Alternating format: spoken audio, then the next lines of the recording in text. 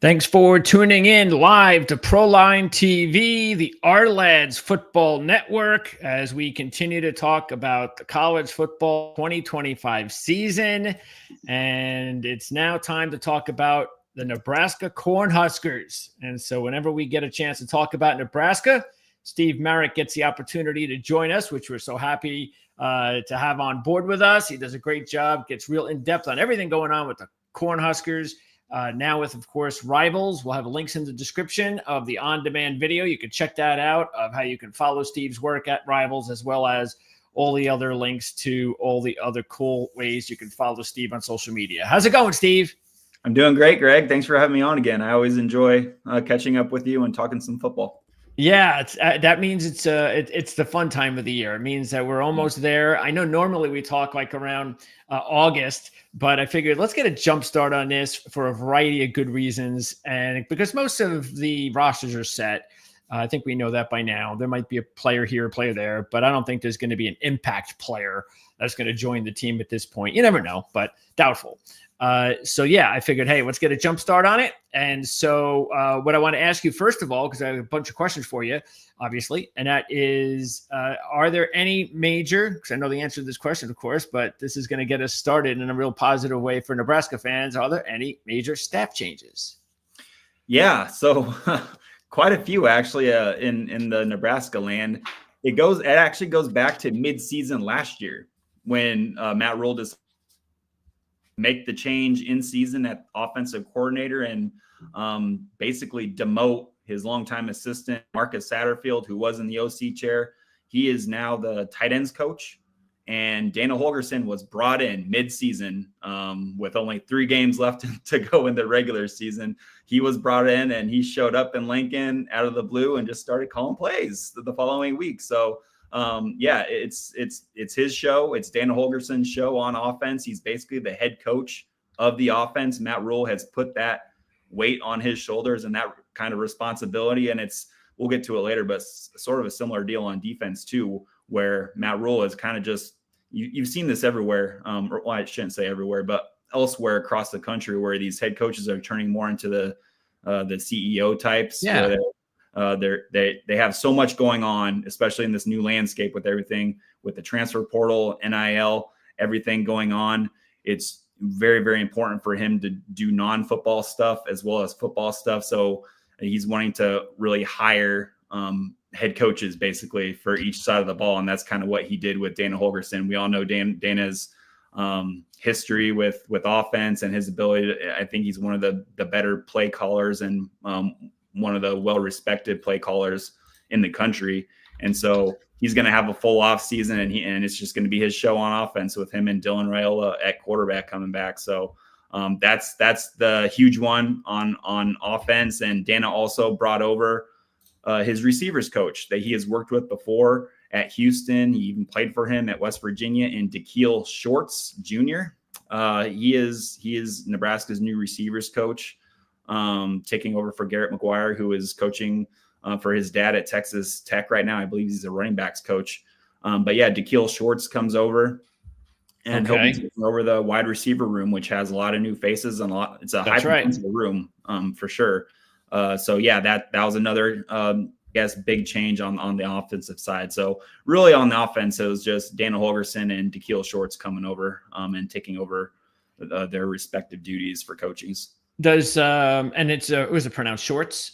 Shorts. Yep. Dikeel Shorts. Yep. Okay. Played for Dana Holgorsen when Dana was the head coach at West Virginia. He was a pretty good college receiver and then got into coaching after his playing days were over. Okay. So yeah, definitely that wide receiver position is going to come in to play here in our conversation for sure. Okay. Yeah. So Holgorsen, because I think there are a lot of people that, especially when it happens mid-season or towards the end of the season, when you make coaching changes, that outside of where you're located, not a lot of people follow that stuff and they don't really understand that. Yeah, this is actually something that happened last year. This isn't like an off-season move by Nebraska. This is something that happened last year, which is a good thing because he gets a jump start on learning everything. So that was big. But okay, what kind of changes though? Because you couldn't make a lot of changes last year. Yeah. So what kind of changes have you heard that you think that he might make to this offense this year? So what Dana just said out in the open when we asked him during the season, like what was it like, stepping into this and being thrown into the fire and calling plays on an offense that have known for like a week. And he said he just took the existing playbook and just dialed it down and asked the guys to just run just a very pared down playbook. And he wanted them to get good at a limited amount of things and get really good at those and not worry about having to do this and that and this and that. Sure. We're going to do this and that. He didn't do any of that. He just pared down the playbook, made it easier to learn and understand and for the kids and let them play fast and physical and confident and all that stuff. So that's basically what he did. Now transitioning that to this offseason and what he wants to do, that remains to be seen. But, one thing that I've kind of heard, it's the narrative out there, and I understand it when you mentioned Dana Holgorsen, especially like where he grew up in Iowa, where he got to learn the air raid system from Hal Mummy and the late Mike Leach, is the air raid tag that kind of follows his name. That's not going to be the case at Nebraska. Dana Holgorsen, while he got his start, his roots come from the air raid system, that's not what he's going to do at Nebraska. He is a coach that has, everywhere he's gone, he's adapted to his settings. He's adapted to his personnel. He's tweaked and changed things. He's not really an air raid guy anymore. Okay. And that's going to be on full display this fall, I think, because he's still going to be a base 11 personnel, 12 personnel. He's going to use tight ends, which other air raid coaches don't do a whole lot of. But in the Big Ten, you need those guys. Oh, yeah. You need multiple of those guys on the field at the same time. And you need those guys to be versatile, to be able to be an inline guy and block a defensive end or flex out to the slot and run routes against a safety or a nickel or a linebacker. So Nebraska has some of those guys, and Dana Holgorsen, I think, has a really good idea how to use them. And I think you're just going to see a lot of just air raid core concepts in the pass game, like mesh. Dana had all sorts of success with that mesh concept. It's a very common in college football, football in general. He had a lot of success with mesh, wide cross, the stick concept, all those core air raid concepts that you kind of grew up learning and knowing about. You're going to see those because we all saw it last year when Dana was calling the plays. But now it's just going to be just making things easier for Dylan Raiola, so he can process quickly and he can make decisions quickly and he can get the ball out quickly. That's the biggest thing, is getting the ball out of Dylan Raiola's hand and protecting him for what Matt Rule hopes is a very long season that goes past 13 games. Is there a specific, because I know we've talked about this actually several times regarding whether or not Nebraska can win with a certain style, especially offensively. But things had not worked out and still haven't really for the most part for a while. And you wonder whether or not they can get back to old Nebraska concepts. You mentioned tight ends, that should be prevalent to the school. That's kind of, bigger guys, bigger, stronger, sort of like Iowa, but maybe even a little bit better in those respects. Because certain players at Iowa, because they have the same coach and the same system, and I know it's not a fair comparison, but they know every year exactly what they're looking for. Yeah. And I think that's what makes certain programs gives them advantages when they can do that, when they can just because when they're constantly changing schemes and different ways of running their offense and defense, then they have to keep getting different players, and it's just a mess. So do you see that? Do you see that there's any specific change towards a specific type of player that they're now recruiting or bringing in from the transfer portal? Yeah, you bring up a good point with Iowa. Like, they have an identity.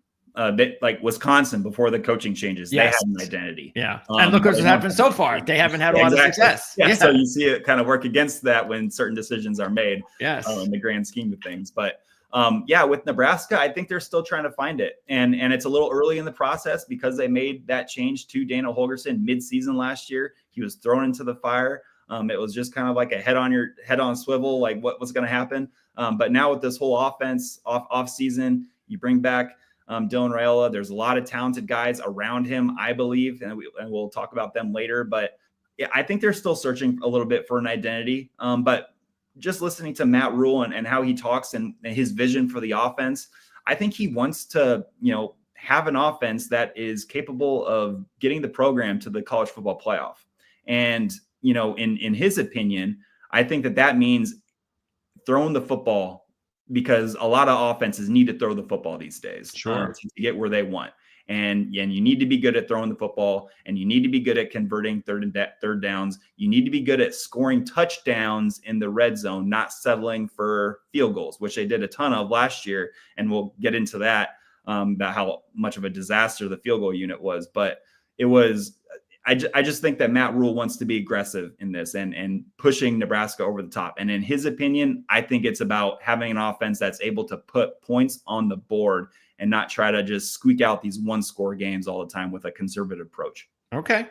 All right. Well, we'll see how it works out. We'll see how it works out. Yes, absolutely. Okay. So let's talk about the spring, and were there any interesting storylines to come out of the spring, whether it was discovering players, injuries, anything like that, positive, negative? Before we get into that, I just kind of focused on the offensive side for the coaching changes. Okay. Because there's more on the defensive side. Great. Let's do it. Let's get into it. Yeah. So John Butler takes over for Tony White as the defensive coordinator. Tony White takes the DC job at Florida State, and he brings the D-line coach, Terrence Knighton, with him. So Nebraska was without a defensive coordinator and a defensive line coach. Matt Rule decides to stick in-house and make last year's defensive backs coach, John Butler, this year's defensive coordinator. So John Butler, longtime NFL coach, knows football like the back of his hand. He had really, really great secondaries with the Buffalo Bills and the Houston Texans before that. So John Butler is getting his shot to be the defensive coordinator. And that's something that he wanted to be with the Buffalo Bills, but it didn't work out there. So he left the Bills and was hired by Matt Rule at Nebraska, kind of very late in the season. I think he was hired last July. So he kind of just showed up before fall camp. But yep, there's John. So this is a big season for John Butler. He hasn't been a defensive coordinator since 2013, Greg, at Penn State for Bill O'Brien. So that, you talk about spring storylines, the defense is a huge one. It's a huge spring storyline because a lot of people around here just don't know how John Butler is going to go. A lot of people wanted Matt Rule to spend big on some defensive coordinator somewhere. And that didn't happen. Matt Rule decided to stay in-house. He believes in what John Butler can do. He's going to be the defensive coordinator. So there's a lot of questions in the fan base wondering about how that's going to go. One thing that I think gets overlooked sometimes was the addition of Phil Snow. Phil Snow was a longtime NFL and college coach under Matt Rule. He's worked with Rule for a very long time at several different stops. He is the associate head coach, and he's going to help out the defense. So in a way, I think Nebraska has 3 defensive coordinator type guys in the program right now who are going to help build this thing. One is John Butler, who's going to be he's the guy. He's going to be calling the defense. Phil Snow, who's going to be that kind of overseeing, and again, kind of like a CEO type guy on the defense. And then the third guy, Matt Rule. He's a defensive guy at heart. He knows defense. He knows what good defense looks like. He usually has good defenses every single season where he's at.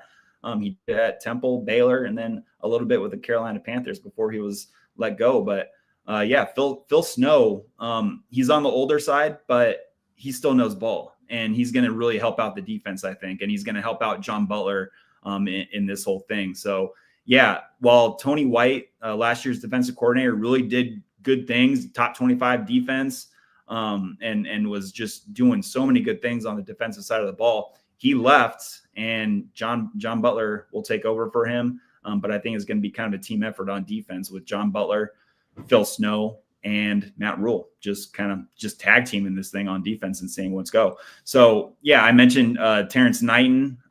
He left with Tony White to Florida State. Nebraska needed a new D-line coach. They went to the Kansas City Chiefs to find him. Terry Braden is Nebraska's first-year defensive line coach, and he's got a big job trying to coach a defensive line unit that loses 2 massive, just stalwarts up front in Ty Robinson and Nash Hutmacher. Those two guys are gone. Yeah. Even Zamari Butler, a starter, he transferred to LSU.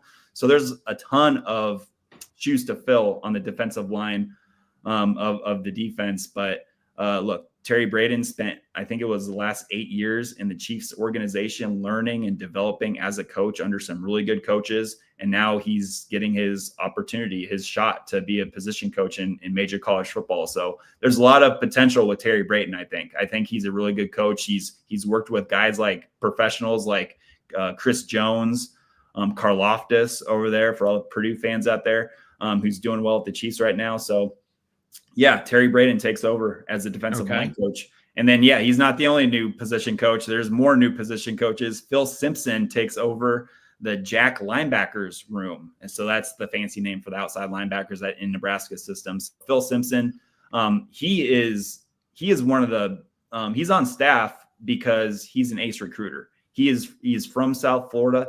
He has done so much for Nebraska's program on the recruiting trail, convincing talented guys from South Florida to leave that area with all the major schools recruiting it and go to Nebraska. And Phil Simpson has landed some really talented kids that we're going to be talking about on this podcast because they're very good. They're very young and they're hungry to get going, and they're going to be big time players for this program.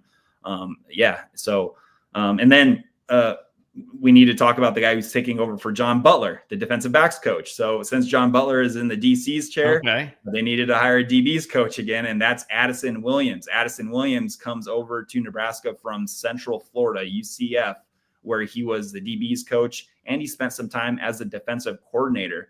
Addison Williams is also doing a very good job on the recruiting trail, especially lately. They're starting to. He is making Nebraska a real player for some talented defensive back recruits that, I'll just say it, if they usually just don't go to Nebraska. And now Addison Williams shows up this offseason, and he's putting Nebraska in the conversation and making the Huskers a real player for some of these guys. I think I'm done with the new assistant coaches right now, but yeah, it's a new staff. It's a largely new staff on defense. With some core guys like Matt Rule just sticking around, but yeah, it's a staff that has a lot of new faces, but I think it's a good staff. And it's there might be some bumps in the road just because there's so much new going on right now. But I think once everything settles down and they get in the groove of things, I think this is a pretty good staff. Well, it's definitely got a lot of experience and NFL experience, and I think that's very important. That helps out on the field and off of it on the recruiting trail, because absolutely. When these guys are talking to these kids, everybody wants to go to the NFL. Yep. And when you can pitch like, hey, I've been to the NFL, I know what it looks like, I know what it takes to get there, that's really going to make an impact with some of these guys. Yeah, you get the feeling, and again, I know it's just the first few minutes of us talking, but you get the feeling just because coaching staff is so important, and you've got to still. I forgot another one. So the special teams coordinator. They probably needed one. Yeah. Special teams was it was interesting last year. It wasn't very good. And after the bowl win against Boston College in New York City in December, Matt Rule just up plain said, like, hey, we're going to need a complete overhaul of the special teams. So what's he do? He goes out and he hires one of the best special teams coordinators in the country. And he's a local Nebraskan by the name of Mike Eckler. Mike Eckler is from a very, very tiny town in Nebraska. He went on to play football at Kansas State for Bill Snyder as a walk-on. He's just like this walking ball of energy. Like, he's very loud and funny and like just full of energy. He's one of those types of guys. He jumps like very, very high on the sidelines. And when his guys do well, he's just like, he's yelling, he's screaming, he's doing all that. I think he's a really good addition to this football program because everybody's going to have to meet his standard for energy and just being up for the day and ready to go. And he is high all the time. He's very, very high on energy. And I think he's going to do a really good job. The big thing with the special teams, Greg, is the punt situation. Matt Rule and Mike Eckler have decided to go away from the traditional punt style, and they're moving towards the rugby style, which is very common in college football. And Mike Eckler, he has some connections in Pro Kick Australia, which is the Australian organization that produces a ton of these Australian rules football guys who want to come to America and punt in American football. And Nebraska snagged one by the name of Archie Wilson. He's going to be a true freshman here. Never played one snap of college football at all. But he's going to come here and be the starting punter because of his ability to kick right-footed, left-footed. He can kick on the move, which, if you read and do some research on that, it's very beneficial for punt coverage teams and everything like that. And especially in windy situations, it works out well. And playing in Lincoln, Nebraska, there's a lot of wind sometimes, especially it swirls with when it gets into the Memorial Stadium. So yeah, the special teams is another big storyline because in comes Mike Eckler, who was once a coach here under Bo Pelini years back, but he returns and he's making a lot of changes. And the biggest one, I think, is moving to a rugby or a rollout style punt scheme. Having a true freshman as a punter could be interesting, but it could be also he's probably going to be the starter, and his first punt is probably going to come in the season opener, and the season opener is against Cincinnati in Arrowhead Stadium, which will be sold out, very loud. What a setting for your first college football game of your life. Is that supposedly, we'll get into that later anyway, but is that supposedly like a neutral site, or is that a home game for one of the teams? Like Nebraska, is that a home game for them, or? Technically it's called neutral site, but it's going to be 80% Husker fans. Okay. Yep. Yeah, I don't know why they have it, but again, I think it was originally scheduled in Lucas Oil Field in Indianapolis, I believe, but things changed and now it's out. Yeah, that's better. Okay. All right. So yeah, because when I see this and I see a young quarterback that will be here next year, I see a team that looks like that they're probably headed in the right direction, and they're going to have a better year this year. But you can probably see the writing on the wall that maybe next year is the year that there'll be bigger expectations, that it's all setting up for 2026 to be a big year, because you never know how much longer Raiola will be around. Mm-hmm. That's his maybe last season, maybe not. Mm-hmm. And then you've got the second season with a lot of these coaches and all that kind of stuff, and then more recruiting and so forth. So yeah, so again, just looking ahead and just hearing what you had to say about these coaches, because again, transition is going to be a little bit difficult, but a lot of teams go through it nowadays. Mm-hmm. But I still think, again, this is all good stuff. This is all good stuff to know that you got a bunch of experienced coaches on the sidelines now for this program. Yes. Okay. Spring. Let's go back to spring now. Let's start with spring. Mm-hmm. So what happened in the spring? Positives, negatives, anything? A lot of positives especially with Dylan Raiola. So, I mean, he's the guy, right? So last year he was just coming in. He was a true freshman. He was trying to earn everybody's respect. He was just trying to go in there. He was trying to be a leader, but come on, it's tough as like a true freshman to go in and tell like a fifth year senior, 6th year guy what to do. Sure. It's tough. Now he's got a season under his belt. He had an up and down year. But clearly there's a lot there to work with. Clearly his potential is super high. And now with the season under his belt, he's coming in and he's taking that next step as a leader. He is the face of the football program. Dylan Raiola, he's getting a lot of NIL deals. He's putting himself out there. He's going out in the community and being seen. He's just like the guy right now. And so the spring storyline with him is just like, what's that next step on the field look like? Yep. And, a really good thing that I've noticed with press conferences when he talks is physically, he looks incredible. Physically, he looks great. Last year, he just kind of looked I think he had some work to do physically with his body, and that's understandable as a true freshman coming in.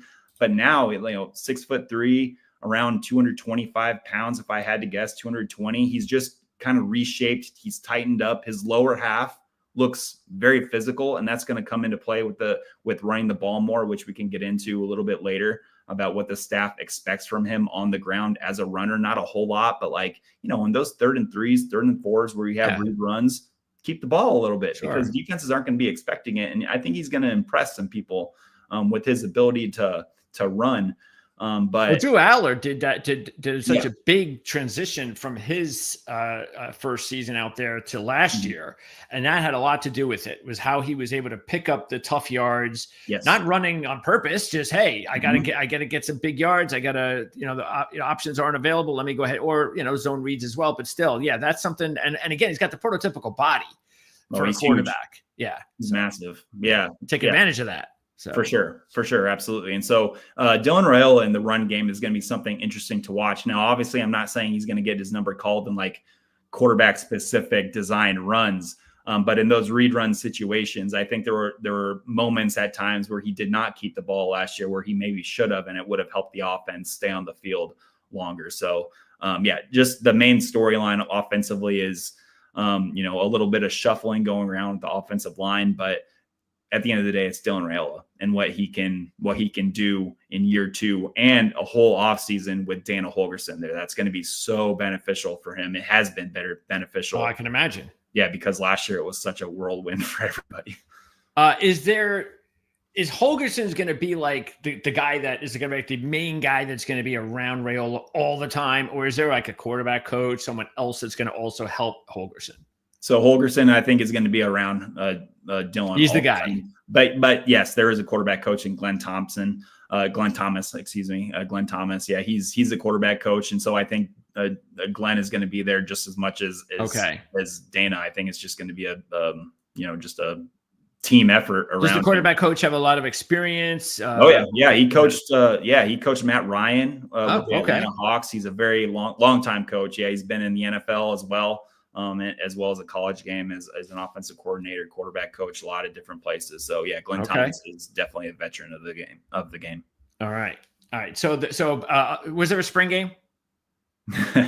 So not in the traditional sense. There was not a spring game. Matt Rule didn't want to put all of his players out there, for everybody, every program around the country to watch and maybe potentially poach in the transfer portal. Yeah, I was just thinking about it, but it's a shame now. So the program did hold like an event for fans that could come. It wasn't really well attended, but just because there wasn't like an actual game, a lot of the starters that will be on the field in the fall weren't playing. A lot of it was backups, second and third team guys who at the time didn't really think that they were going to be on the team. They were just playing football to get some stuff on tape for potentially other programs at the FCS level or wherever, just to maybe there'd be opportunities from there. But yeah, there wasn't really a traditional spring game. Okay. Any injuries right now to speak of? Anybody that's coming back, rehabbing from last year that missed some time? I'm assuming because there was no spring game, especially, that there haven't really been major injuries so far, even though you can get injured to practice. But anything that the fans should be concerned about? I don't think so. I'm trying to think, Greg, but offensive line, I think there's some guys rehabbing from past injuries that's going to be interesting to follow them. Like on the offensive line, Turner Corcoran was a starting left tackle last year. He's a veteran guy, played a ton of football. It would really benefit the team, the offensive line specifically, if he could be available. But he had a bad hamstring injury last year that never really healed correctly. And so his status for the season is kind of up in the air right now. And then Teddy Prohaska, who is also a former starting left tackle. He might play some right tackle this fall, might even start at right tackle. Right tackle is kind of one of the positions that's up for grabs right now. He's coming off a torn ACL, but that happened last August. So again, it's just with some of these guys and the injuries that they've had, when you're like, Teddy Prohaska is almost 6'10". And when you have injuries like that, you just always kind of wonder how bodies like that can recover. But Turner Corcoran, Teddy Prohaska are two guys that are rehabbing from season-ending injuries, and so those will be important to track. But other than that, I'm trying to think here. I don't really. And those guys would they be, if they were healthy, would they definitely be starters, or would they be fighting for that job? If they would be fighting. Nebraska is big with the competition aspect. Like they want the 5 best guys out there on the offensive line. And if I had to go with my gut, I'd say if Teddy Prohaska was fully healthy, I think he would probably start. And I think Elijah Pritchett, who we can talk about with the transfers later, He's coming in from Alabama, is looking like your starting left tackle. So I think he's kind of set at left tackle right now, and that kind of leaves the other side because Bryce Benhart, last year's starter, is out of the program, and so they need a new right tackle. And at this point, several guys could probably take that. So I think if Teddy Prochazka is fully healthy, ready to go, I think he might be your starting right tackle. Interesting. Okay, yeah. Then that's something we will definitely follow for sure. A very important position. Okay, and no suspensions, right? Nothing like that. No. Usually they don't tell us when that stuff happens, but no, I don't think so. Okay. All right.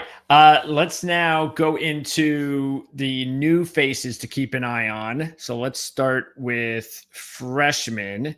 Let me pop up rival. By the way, it's interesting. I was saying this the other day because I was looking over, I think I was looking over 247 site, which I used to use because I like the fact that they combine everybody's.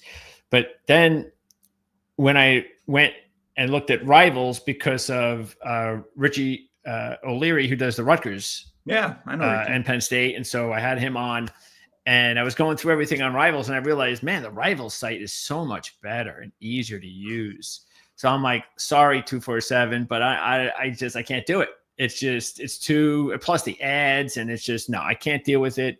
So this is a much better site to use.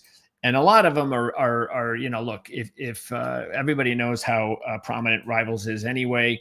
So this is the site that I would definitely use. So here you go. This is the football team. I think they were what, 19th at Rivals in recruiting for 2025? I'm not sure. Is that what I believe that's what I saw, 19th. Okay. And they had 1, 2, 3, 4, 5, 4 stars. Speak to. And let's see. So tell me about any of these freshmen. Are any of these true freshmen capable, from what you've seen or heard right now? I know we're not even into fall practice yet, but have you heard anything about any of these players where they could contribute this year?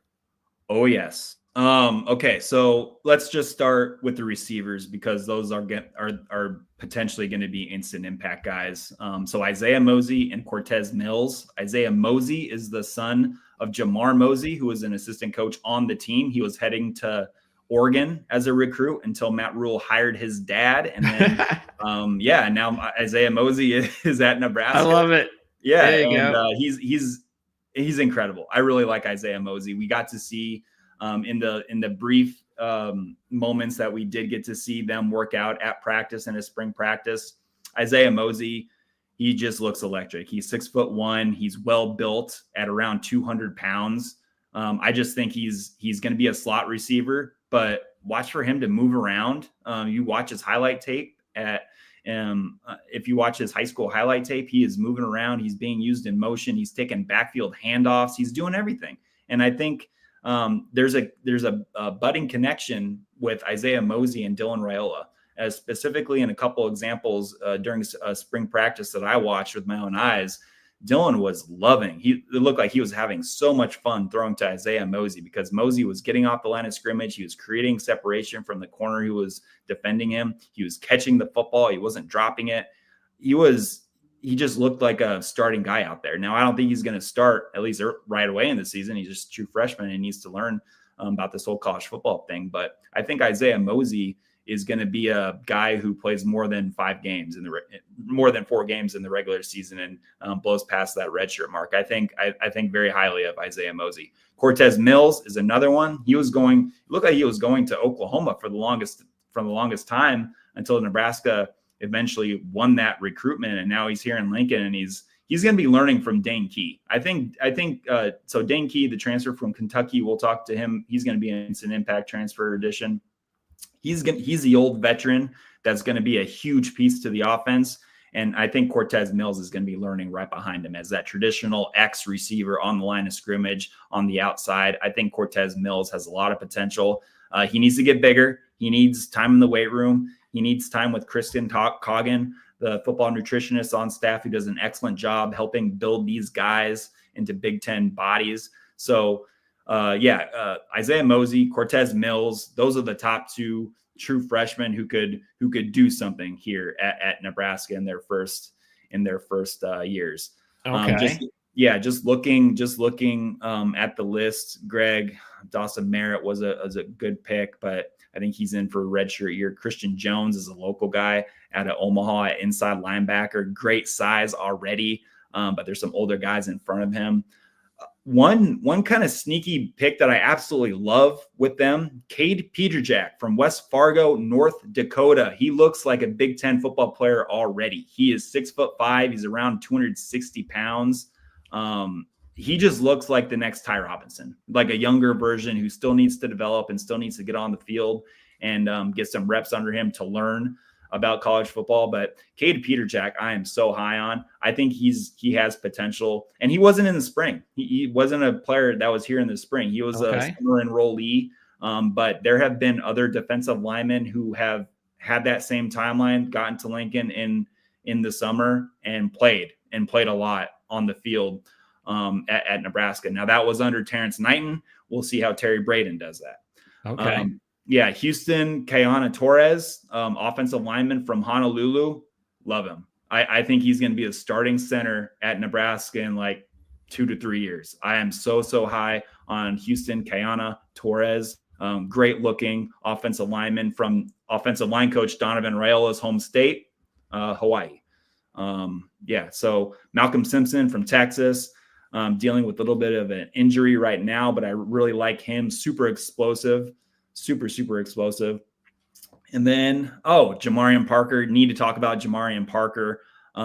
So one of the big kind of things that held back Nebraska's offense, according to Matt Rule, was he just didn't have. There wasn't a running back who had that ability to stretch a defense and run away from guys. They didn't really have that breakaway speed guy. Jamarian Parker is the breakaway speed guy. That's why they recruited him. EJ Barthel did an excellent job recruiting Jamarian Parker, because Jamarian Parker, a lot of programs wanted him, and a lot of programs tried to take Jamarian Parker away from Nebraska, but EJ Barthel had a good enough relationship with Jamarian Parker to keep his commitment, and now he's here in Lincoln. He dealt with a little bit of an injury in spring ball, but they said that it wasn't serious at all, so we expect him back for fall camp and to be available. Now, again, he's a true freshman. And it's just going to be interesting to see how that works out. But he does have some opportunity in Nebraska's running back room behind Emmett Johnson. There's not a ton of like confident like players that the fan base would be super confident in. There's a lot of unknowns. So that maybe provides some opportunity for Jamarian Parker, who, like I said, has that breakaway speed, which is why he was recruited to be here. And then just Connor Booth is a local running back too.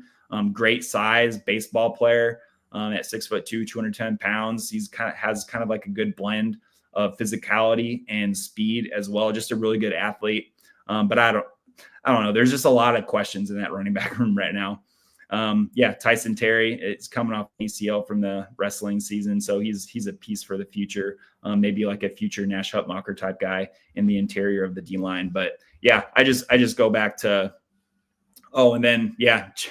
Jeremiah Jones. Jeremiah Jones looks incredible, Greg.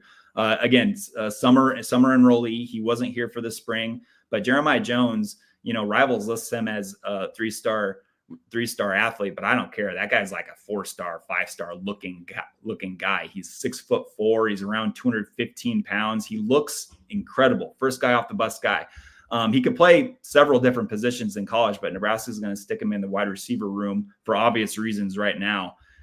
Maybe a dark horse to see action. This is just based off of looks. You can watch his highlight tape. He just tore everybody up over there in Kentucky, where he's from. But I'm very high on Jeremiah Jones too. He's another guy that Missouri tried to flip late. Louisville was trying to get him to go there, but Nebraska's relationships kind of won out, and Jeremiah Jones is a Husker. So Jeremiah Jones is a big one to keep an eye on too. Where do you think he'll play? Well, I think he'll ultimately stay at receiver, if I'm being honest. Now, there's potential for him to go on the defensive side of the ball and be an interesting kind of safety. There's a rover position in Nebraska's defense. Well, there was in Tony White's defense. Jeremiah Jones would be a very intriguing rover type guy, a big bodied safety guy who kind of moves around. He can play deep. He can play closer to the line of scrimmage. He can play in space. He can play closer to the line of scrimmage. There's a lot of different things you can do with somebody like Jeremiah Jones, but man, you stick that cat in the receiver room and let him run routes and catch passes over smaller defensive backs, and you're cooking. Okay, so out of the freshmen, the guys that sounds like that you think could make an impact this season would be the wide receivers, especially Mosey. Mosey's the top guy. Mosey and Mills. Mm-hmm. And do you think Parker has a chance this year? Yes. Yeah, if he's healthy and nobody behind Emmett Johnson, who's the starting running back, there's a lot of pressure. There's going to be a heavy load on Emmett Johnson. And I think that the staff wants to be smart with him and just make sure that kid lasts the entire season. So I think others in that room will need to step up. Quentin Ives, fan base has heard Quentin Ives' name for a long time right now. He was a super raw kid out of New Jersey who EJ Barthel recruited. He has, if you listen to the coaches, he has taken the next step, and he's going to have a role this season as kind of like that secondary running back. But there's others in the room too that could do that. Just because there's so many questions behind Emmett Johnson in the running back room, I think that's why Jamarian Parker might get an opportunity early if he's healthy. Okay. So you would probably, it looks like here, because I know we're not going to put all the freshmen on here, but it looks like you want me to help out with the depth chart here? What you would say is that you would suggest that they would add, I mean, because Mosey and Mills are here, Parker's here, but they don't have Jones here. Do you think Jones should be a guy that could? No, that's kind of a reach at this point. It's a reach for this season. So okay. He's so new. He just showed up in the summer and hasn't even played a snap of football with pads on. So any other freshmen? Let me look at the running back here. Yeah, right now we got Emmett Johnson. You think Booth should also be up there, or let's put Mekhi Nelson in front of Jamarian Parker right now. Okay, that's what my gut would say. Okay, got it. Let me look at this other tight end. Yeah, if you're asking me, let's go Luke Lindenmeyer in front of Heinrich Harburg at tight end too. Okay, so Lindenmeyer is going to be the starting tight end. Yes, for sure. Heinrich Harburg is in his first year as being a tight end, and he's kind of like he'll probably be like a flex option. Okay. Out there. Anything else on offense? Yeah, right tackle is just so kind of hard right now. I don't hate Tyler Canuck out there because he's going to be an option out there as well. If Gunnar Gatula is healthy, which he will be for fall camp, he's going to be an option as well.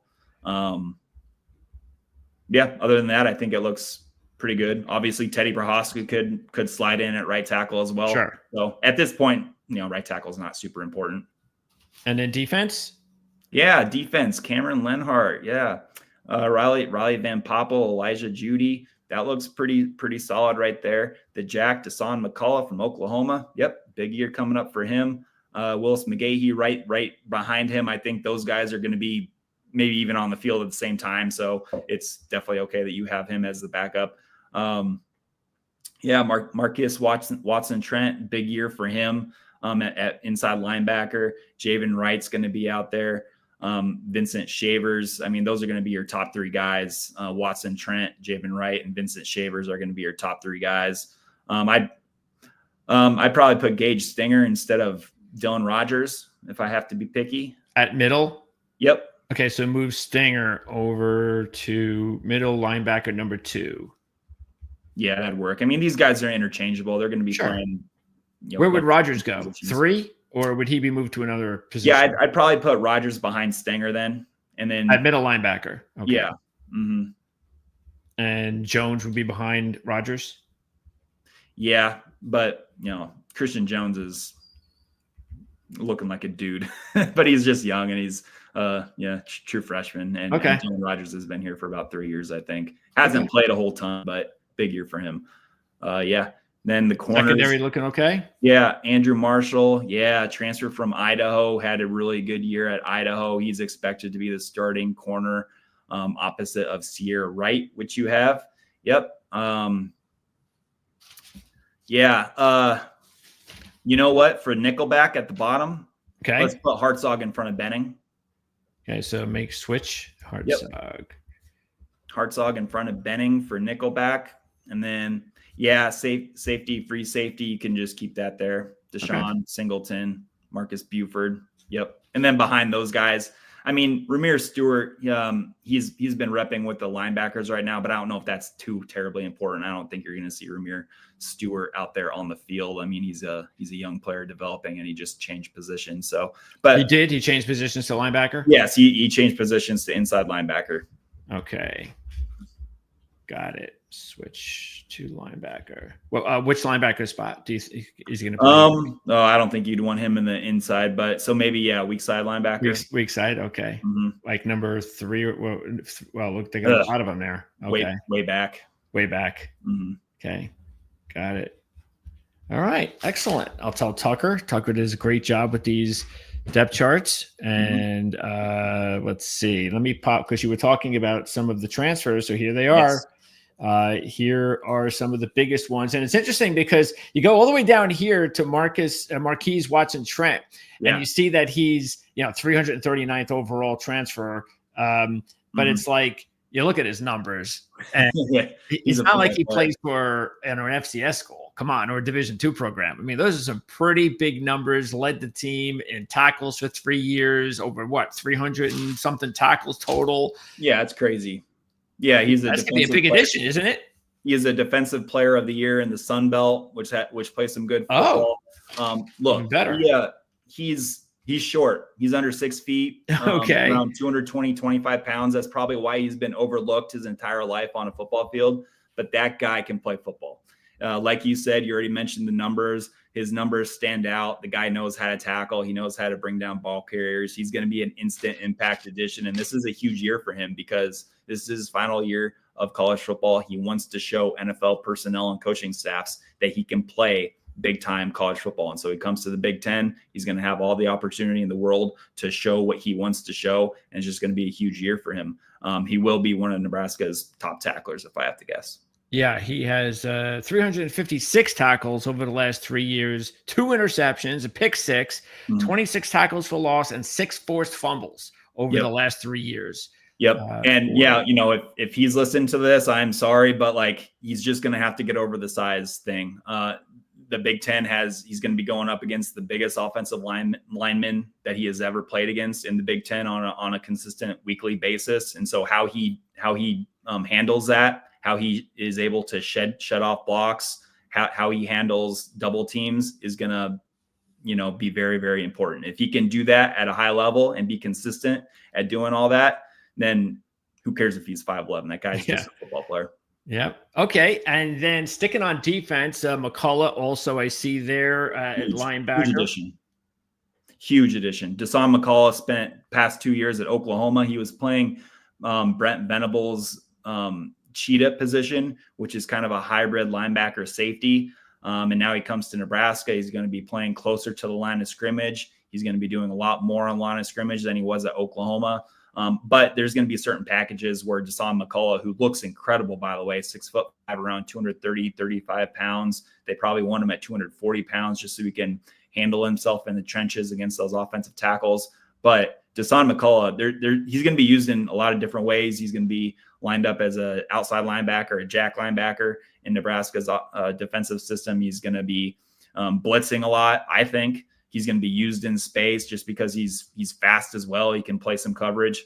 But for the most part, I think he's going to be sticking to the line of scrimmage. And he's just going to be – he was a huge, huge offseason portal addition for because he doesn't have a lot of experience at this point. So that this is a guy that apparently is ready to take that next step and be a major contributor. I'd push back on the experience. He has plenty of experience. He was a freshman All-American at Indiana 3 seasons ago. And while he did have some injuries at Oklahoma, he was still on the field quite a bit. Okay, he's battled through those injuries. He's played hurt a lot, but he's been on the field. He knows what he's doing on the field. Okay, so injuries though, what he was at Indiana for 1 year? Yes. Yep. Freshman All-American. Played for his dad before his dad moved to Notre Dame. And then when his dad left, he left to Oklahoma. And spent 2 years there, I believe. So, Yeah. And yeah, there's no injury concerns right now with Deshaun McCullough. It was at Oklahoma where he dealt with some stuff that kind of kept him off the field a little bit, but he still played in a fair amount of games. Yeah, I see that he had a little bit more activity in 2023. That's when he played 10 games. He played 7 games last year, but you do have to go back to 2022 when he played the full 12 games and had his best year as a freshman, like you said. Yeah, they're trying to get him back to that freshman version at Indiana where he was coming off the edge and he wasn't asked to do so much. I think he was asked to do quite a bit of things at Oklahoma, playing that specific cheetah position. But at Nebraska, I think they're going to okay, you're going to go get the quarterback. You're going to defend the run. We're at times going to put you out in space and defend the pass. But I think they're going to let the chains off of Deshaun McCullough and let him go. Okay. And then what about sticking on defense? What about the number 1 guy rated, Nwaneri from Missouri? Yeah. Another huge one. I think he was the very first transfer portal addition that Nebraska made in December. Williams Nwaneri has so much potential. So much. He's huge. He's like 6'7", 250 pounds around there. He comes over from Missouri. He didn't play a whole lot. He redshirted there. And so there's just a lot of kind of unknowns about him. But when you look at him, it's how can that guy not be a force on the football field? He's just young. He's developing. He's learning a new system now. The good thing about him being at Nebraska is the support system. And I believe this is right. He played for Jamar Mosey, who was a former high school, who was the Lee's Summit North, I believe, Lee's Summit. Don't quote me on that. High school coach who's on staff right now. His son is Isaiah Mosey, like we talked about. Deshaun McCullough played for Jamar Mosey. And so there's a support system now. And there's a guy who believes in him now and who he can trust and play under and learn and develop and everything. So Williams Nwaneri will get his opportunities on the field. I'd be very, very shocked if he's not out there as one of the core snap players on at the end of the season. When you look at who's played the most snaps, I think Williams Nwaneri is going to be up there on the defensive in terms of defensive linemen. It's just when you're thinking about him, there's just not a lot to go off of because he didn't play a whole lot last year. Like I said earlier, he's just a young developing player still. Has a lot of things to learn, but just on the surface, he has so much tools, his size, his length, his explosiveness. He just needs reps. He needs to get on the field and get reps.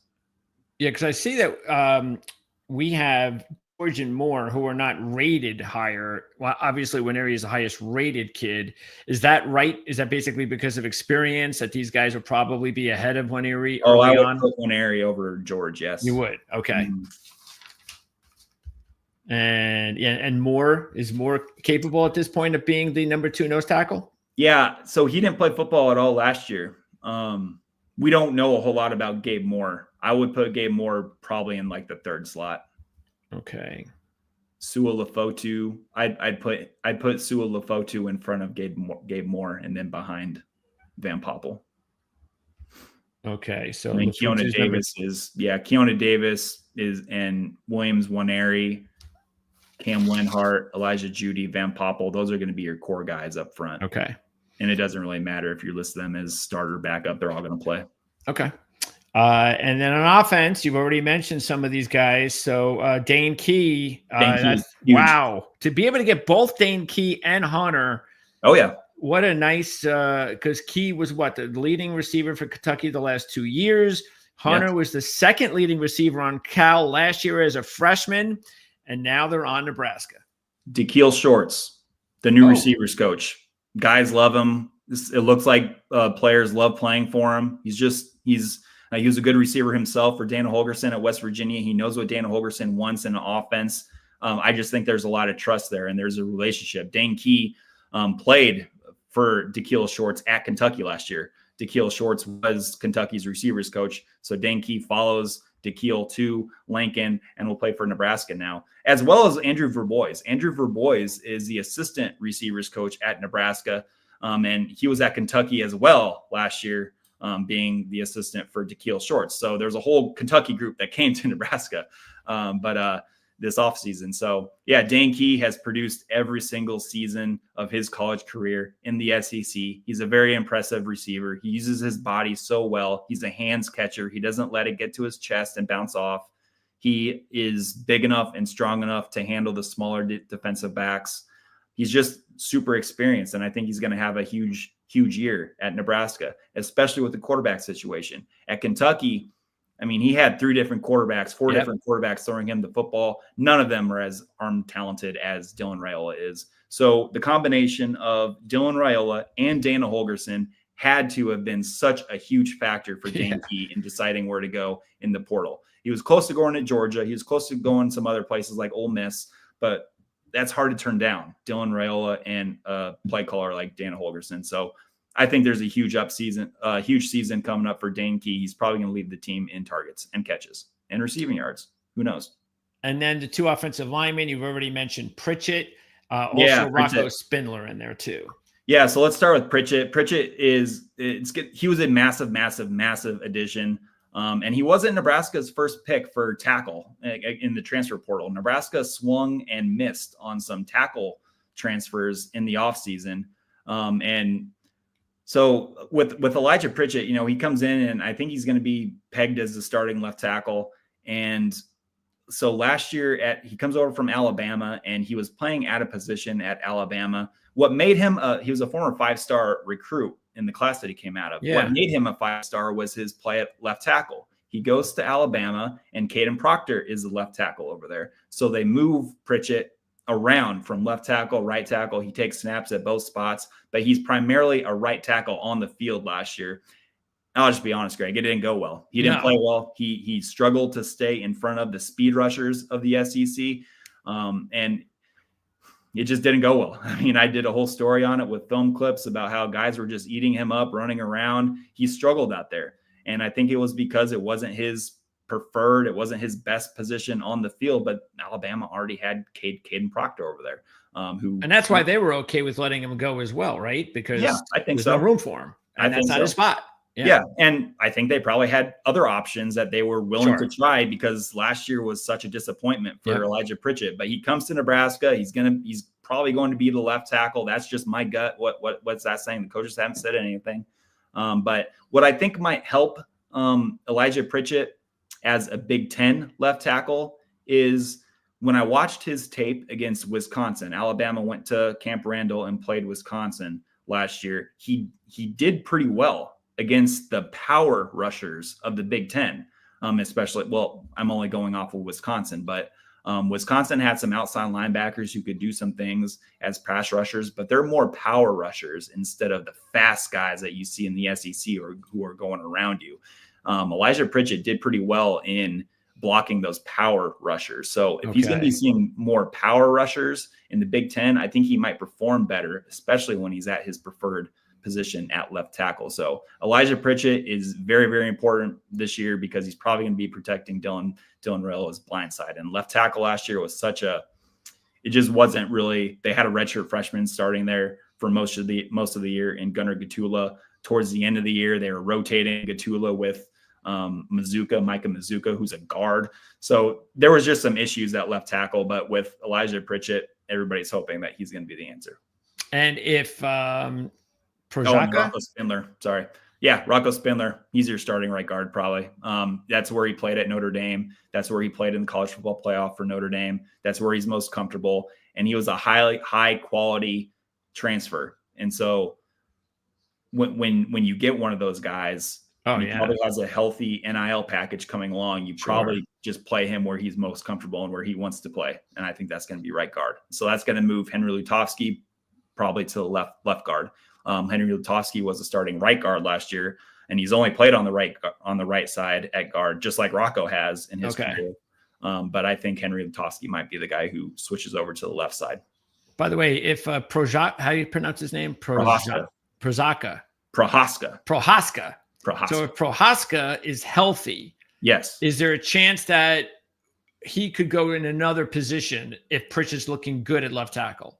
Yeah, I think Prohaska could potentially be the right tackle if he's healthy and everything goes well. But again, tough situation with coming off an ACL from last August.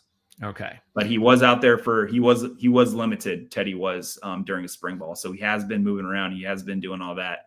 And they've been super careful with Teddy, obviously, because he has a big time injury history with multiple season ending injuries under his belt, unfortunately. Okay. But elsewhere along the offensive line, Gunnar Gatula is going to be important. He was thrown into the fire last year as a redshirt freshman, had to start at left tackle because Turner Corcoran went down with that hamstring injury. He had his ups and downs. I think he's a good young offensive line tackle. But I think if the staff had their wish, if they had a perfect world, Gunnar Gatula wouldn't have been asked to get out there as a second-year player. Okay. Give us because you've already mentioned a few of them, but just give me target like one or two, or maybe on each side of the ball, breakthrough player. No transfers, no freshmen. We've been through that. So give me some guys that here last year that you think could be taking a significant step this season. On offense, let's go with Emmett Johnson, the running back. 5'11", a little over 200 pounds. I've seen him walking around at camps. The program puts on camps for recruits and kids throughout June.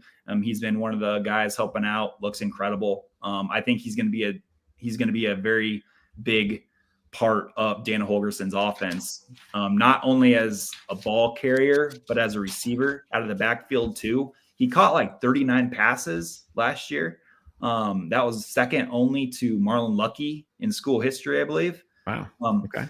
So yeah, that's a big player to keep an eye on, just because of what he's capable of doing in Dana Holgerson's offense. Not only as a rusher, but as a receiver too. He's somebody who you can motion out, and let him work against a slot corner or a linebacker or a safety. And as a ball carrier, he rushed for a little under 600 yards last year. When Dana Holgerson showed up, Emmett Johnson's touches skyrocketed. So Dana Holgerson really likes what Emmett Johnson provides his offense in the throw and run game. And so I think with Dante Dowdell transferred out and at Kentucky right now, Emmett Johnson is the guy in the running back room. And I think that was a big reason, and the relationship with Holgerson is the reason why Emmett Johnson chose to not go in the transfer portal and come back and return to Nebraska for this season, because he knows that he's going to have a large role in the offense. So with a full season's worth of like touches galore, I think Emmett Johnson is going to be the guy that like really impresses, just because he ended last season so strongly. Emmett Johnson was just like rolling towards the end of the season and doing a lot of good things with the ball. Okay, so was there because was Dowdell, he transferred to Kentucky, correct? Yep. Okay, because I know we didn't talk about those guys, but just want to, and we will get into that in just a couple minutes. But I just want to make sure, because he was the leading rusher for the team last season, Dowdell. Yep, by a little bit. He had a little over 600 yards rushing, and he was the goal line back, the short yardage guy. So he led the team in rushing touchdowns. I think he had like 12, and nobody even had close to that. So he was a big bodied guy who did well in short yardage situations. All right. So we got Emmett Johnson. Anyone else on offense, or we go to defense? I mean, the transfers, I think, but I wouldn't really consider Dane Key a breakout just because he's helping out the past 3 seasons at Kentucky. I think Isaiah Hunter, while he did well last year, I don't think a lot of people watched him. I don't think a lot of people know the name just because he was at Cal. And nothing against Cal, but I don't think a lot of people were watching Cal football last year. But so Isaiah Hunter, 6'2", 210 pounds. He's a physical guy on the line of scrimmage. I think he's going to beat press man coverage, with which Nebraska's receivers last year did kind of a poor job of. They didn't really create separation, and they didn't really get open against some of those grabby corners. But I think Isaiah Hunter will. And I think a lot of people are keying on Dane Key and Ja'Cory Barney, the electric South Florida guy. Trout was a true freshman last year. He'll be playing in the slot a lot this year. I think a lot of defenses are going to be keying on Dane Key and Ja'Cory Barney, and that's going to provide some opportunities for Isaiah Hunter. So I think Isaiah Hunter has an ability to kind of be a breakout guy. Okay. That not a lot of people are thinking about right now, just because of the star that Dane Key is and Ja'Cory Barney is. Yeah, it looks like there's a lot of interesting and mostly young receivers now but Key again is going to be the one guy because of his veteran experience. Is this his last year, Key? Mm-hmm. Okay. Fourth. Yep. Okay. Defense. Give me a breakout player on defense or two.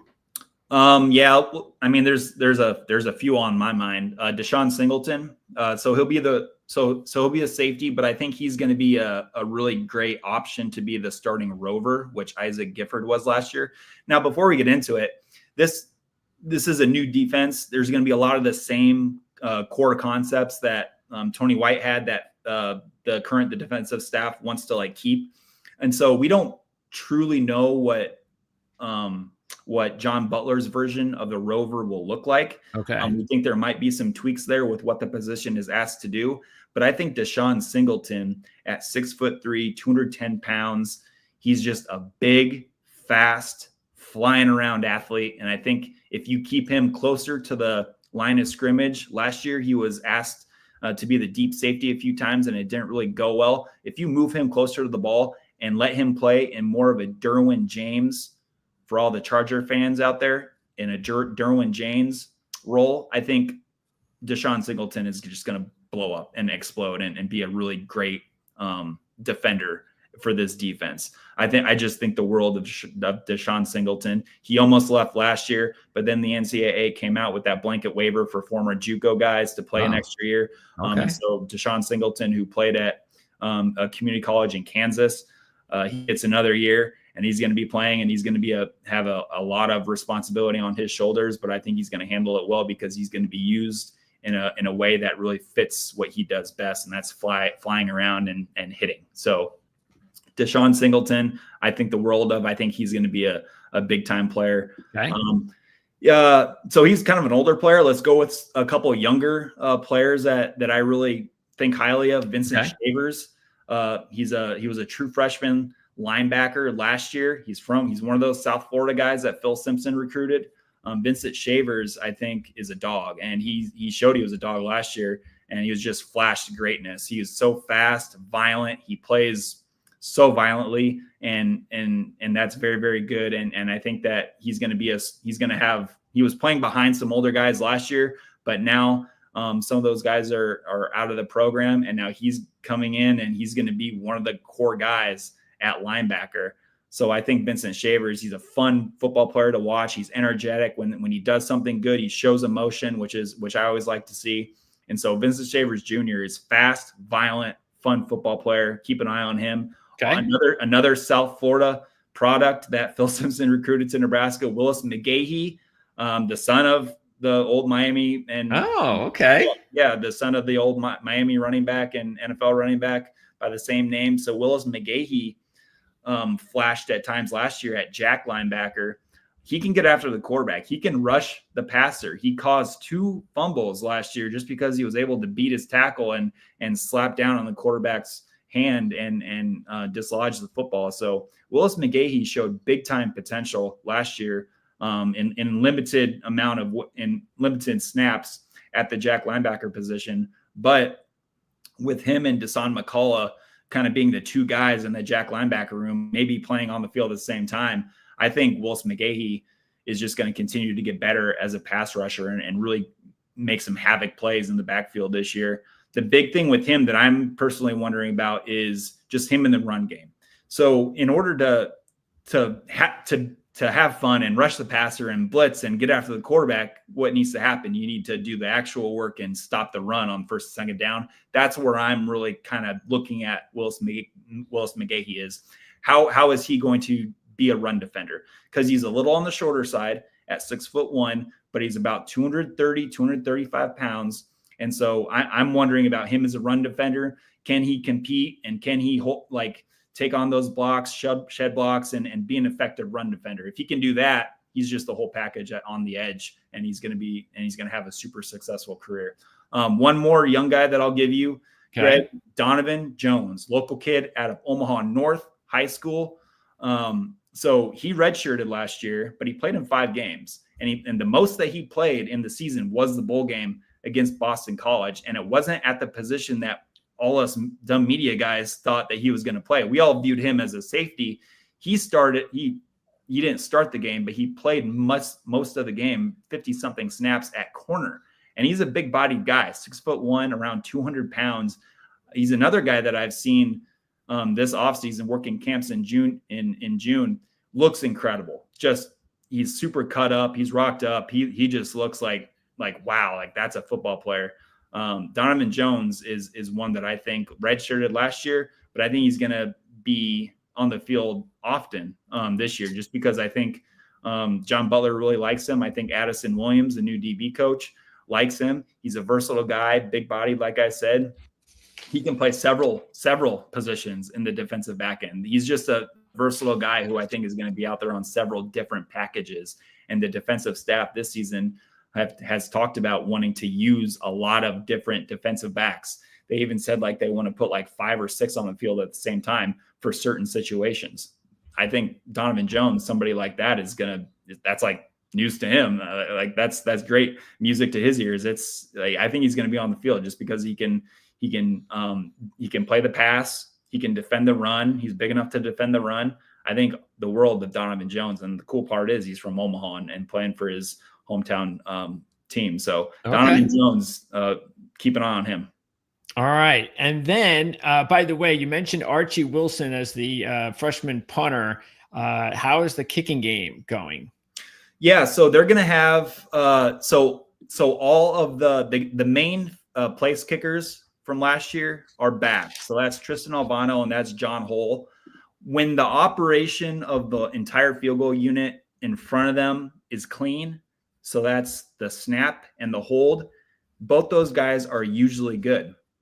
John Hole at one point last year made, I don't remember what the number was, like 8 consecutive. He nailed like a 54 yarder at Ohio State just before field goal. So I think the field goal kickers are fine. It's just, can the snap be good? And last year, that was the main, honestly, Greg, that was like the big thing with the special teams last year was the snaps. It's kind of a funny thing. The team brought in a long snap transfer from New Hampshire. Kevin Gallick is his name. And he was the joke was like, oh, that was like one of the biggest transfer pickups in the whole thing this offseason. It was because this guy can actually like snap a football correctly and have it not be an absolute nightmare, which it was last year. And honestly cost Nebraska a couple games. If the snaps in the field goal unit were just terrible, routine and normal, Nebraska might have two more wins than they finished with. So the kicking game, I think will be fine because of the long snapper addition, Kevin Gallick coming over from New Hampshire. If he just does what he did last year at New Hampshire, I mean, I think the field goal unit will be just fine. Okay. Now, let's see, let's pop up because mentioned Dowdle at running back. Here are all the top guys that left the program. Will they miss any of these guys? Do you think they're going to miss a lot? Princewell Umam-Mielen has all the talent in the world. It's just his brother starred at Ole Miss after he went to Florida, started his career at Florida. Then he went to Ole Miss. So Princewell Umam-Mielen is I think he's a high potential edge guy. That was a jack linebacker in Nebraska's system. It's just, showing up every day, practicing hard every day, being a true pro. I think that's what Princewell Umam-Mielen needs to work to get to, because if he does that, I mean, sky's the limit with that kid. I mean, he's very, very talented. It's just everything off the field that I think, needs to happen for somebody to be truly great. I think he's still working on that. James Williams, that's kind of a notable loss. So he followed Terrence Knighton to Florida State. He transferred to Florida State.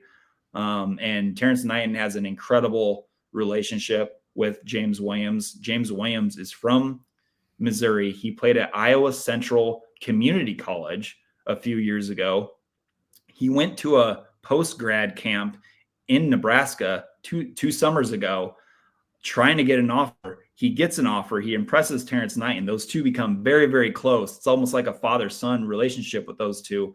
And James Williams balled out at Nebraska. I think he had like 5 sacks last year. His first year at Nebraska, he was a productive sack guy. So he transfers to Florida State. And so that's another defensive lineman who leaves the program who would have, I think, produced, especially on 3rd and longs. And the thing with James is he's trying to get bigger. I mean, he's 6'6", but he's always struggled to add weight.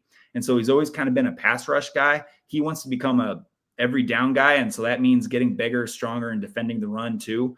So I think James Williams leaving, that one kind of stung a little bit because he was productive as a pass rusher. Jamari Butler, he transferred to LSU. That one I think hurts too. A little bit of a tweener on the defensive line, but I think he's still a dog. I think he's still a very good defensive lineman that Nebraska would have loved to have back. Yeah. How about any of these guys that are still in the portal, like Hall or Hood? Any chance they'll be back, or they're not coming back? Davon Hall is at UNK, Nebraska Kearney right now. It's Division II. Oh, okay. So no, it's a little. Let me try to get my screen a little bit bigger so I can see some of these guys. No, I don't think that anybody is really that missed. Honestly, Nate Borkacher is a good all-around tight end. He's a really good blocker. He can do more than you think as a pass catcher. He's from tiny town in Nebraska called Aurora. He's at Texas A&M right now.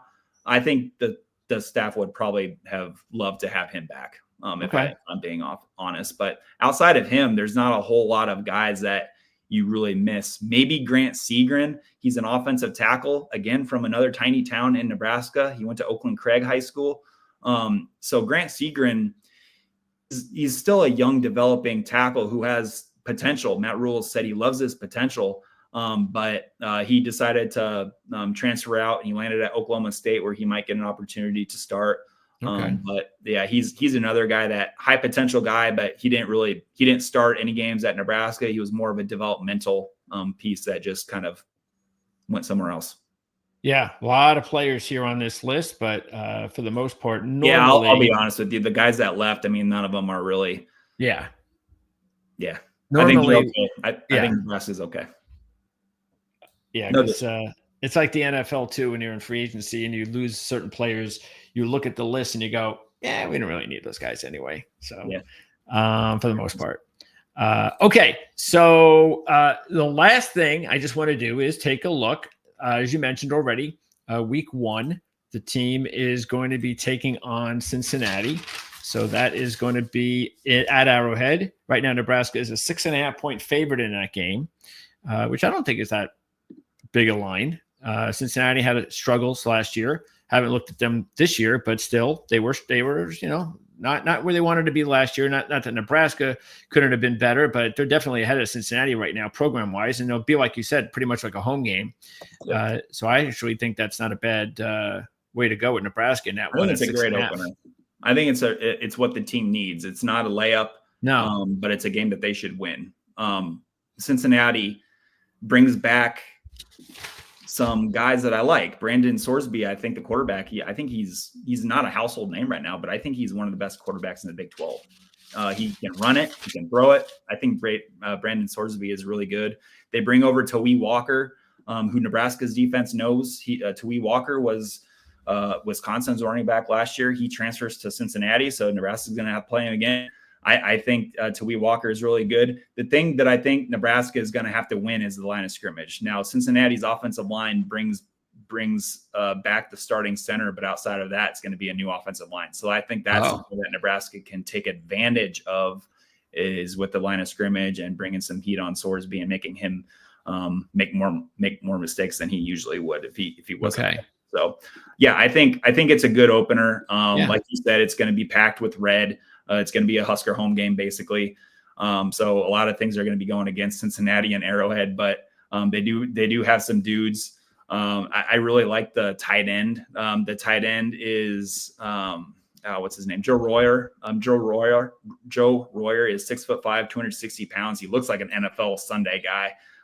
So I think really high of Joe Royer. His name's hard to say. He spent some time at. You had you had an easy one with Princely's last name, but this one you have. That's because I've said it like for so long. Like when he was here, I got Mielin down pat, but not Joe Royer.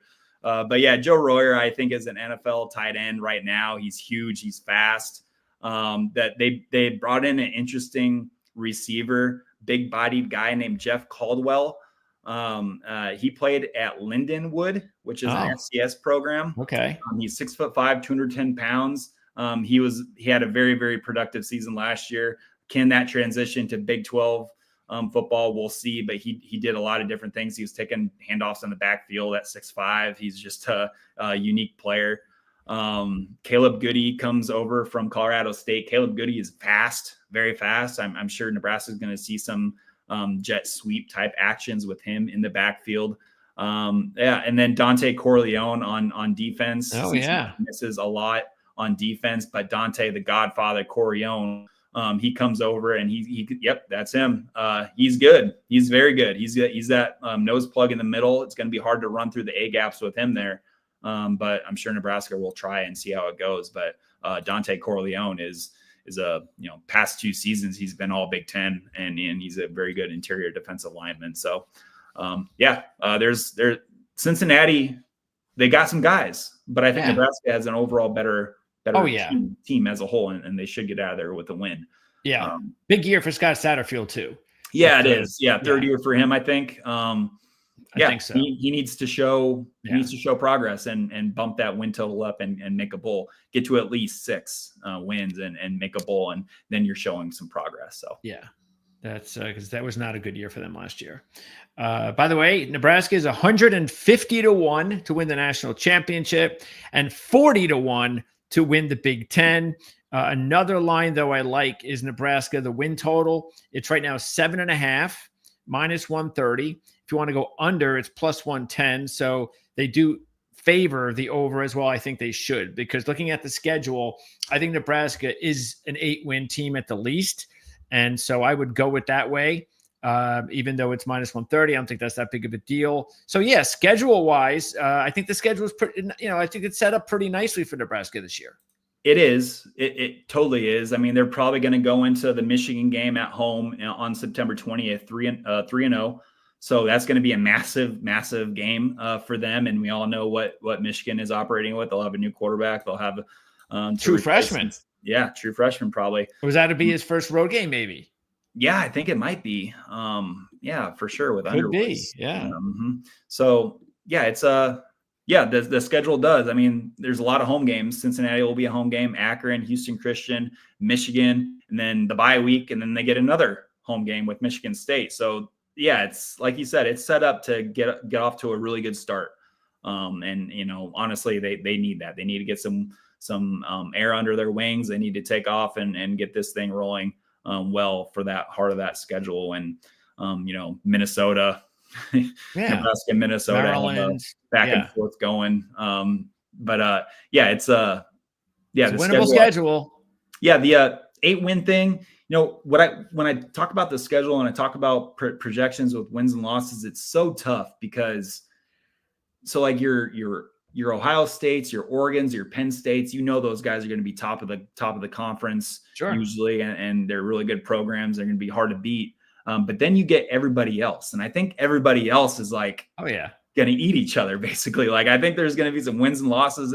It's just so hard in the middle of the conference. That middle of the pack is like so difficult to win consistently in every game because everybody's kind of similar to everybody, honestly. And so I think Nebraska is right in the middle, right in the thick of that middle tier of the Big Ten. So we'll see how that's where the schedule comes in. That's why it's important to have the schedule Nebraska has. I don't know what the other teams do, but I mean, just Rutgers, the team that I follow, I know has a murderous schedule, but Nebraska, they avoid Oregon, they avoid Ohio State. That's big. No Wisconsin, whether that, is going to mean anything to an advantage or not. So there's some teams that they do get Penn State and Iowa, and it is the last 2 games of the season.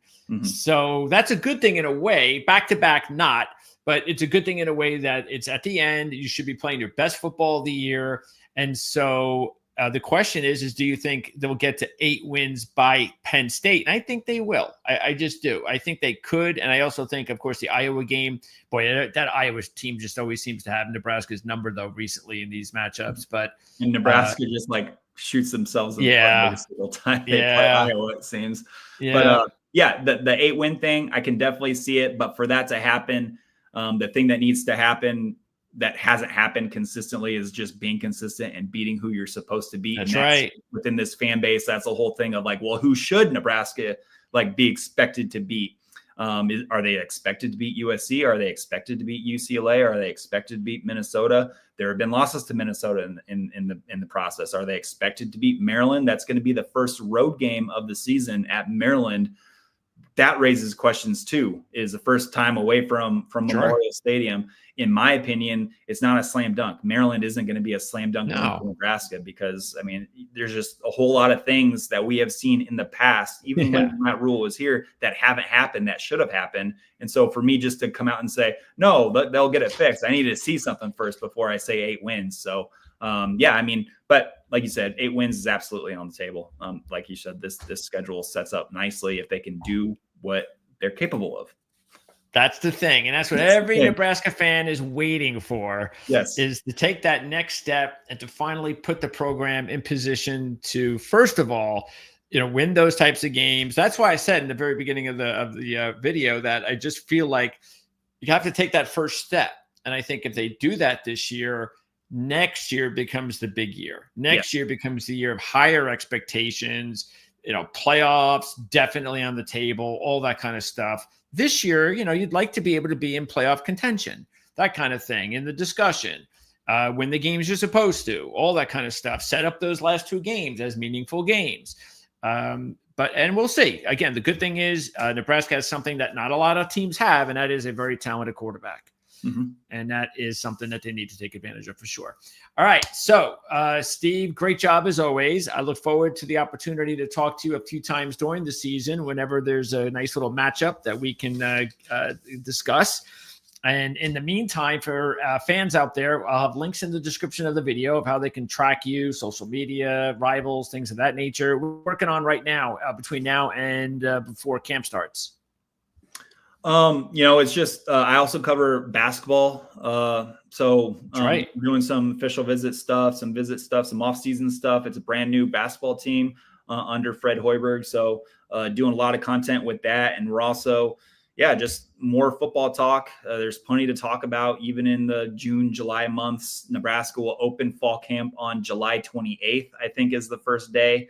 I'll be out in Vegas for Big Ten Media Days to see what the guys are talking about and create more content with that. So just hit up Inside Nebraska and we're going to be covering the team as best to our abilities. And we're going to be right along for the ride. And Steve, you do a great job again. I appreciate it. Nebraska's basketball team definitely needs to rebound. That's for sure. After last year, talk about expectations being blown off. I guess it's not just a football team. I mean, it's the kind of the true case for all of Nebraska's major men's teams. So hopefully that'll be something that will change as well. But this is definitely the place to follow them. Again, thanks to Steve Marik for joining us here on the Ourlads Football Network at Proline TV. And we'll see Steve and the rest of your Nebraska viewers hopefully real soon.